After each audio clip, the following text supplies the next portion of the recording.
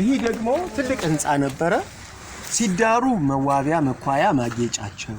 ሲታመሙ መታከሚያ ክሊኒካቸው እንደ ኮሮና አይነት ሲመጣ ደግሞ ለይቶ ማቆያ ኳራንታይን ሴንተራቸው የነበረ ቦታ ነው ከዚህ መካከል አንዱ ሳውና ባዝ ነው ስቲም ባዝ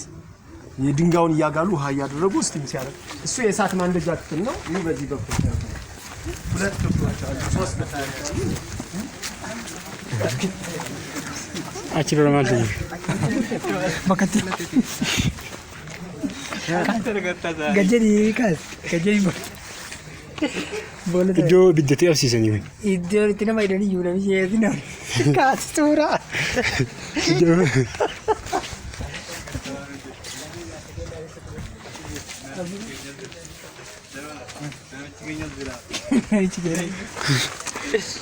Aha. Eso lo sé Stephanie. በለገና የነገኝ ይሄ መልበሻ ክፍላቸው ነው የተለያየ ሰቀኖች ታያላችሁ ልብሳቸውን የሚያወጡበት የሚለብሱበት ክፍል ነው ወደ ውስጥ ግን ሁለት ክፍሎች አሉ ይሄ የመጀመሪያው ክፍል ቀዝቃዛ ክፍል ይባላል ቀጥሎ ያለው ሞቃት ክፍል ይባላል ሞቃቱ ዝግ ነበረ አሁን ተደርምሷል እዛ ቀዳዳለው ከስር ግን እዛኛው ክፍል ያሉ ሰራተኞች ሳት ሲያነዱበት ድንጋዩ ይገላል በጎን በኩል የሚመጣ የውሃ ትቦ ነበር ውሃና የተለያየ የጽዋት ጭማቂ ልኩበታል ያኔ ሲተን ራቁታቸውን ይጠቀሙ ነበር ጣራው ደግሞ ቀዳዳ አለው የእንፋሎቱ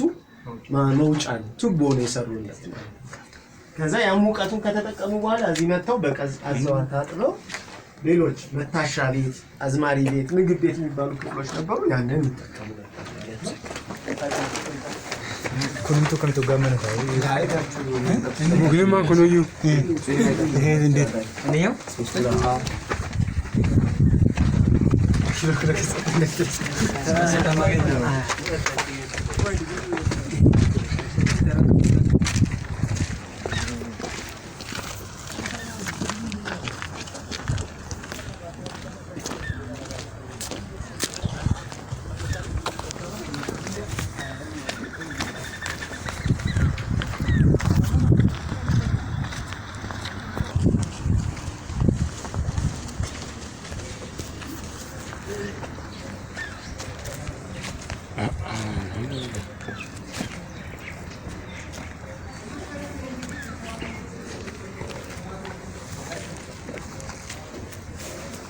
እሺ ይሄ ደግሞ አምስተኛው ቤተ መንግስት ነው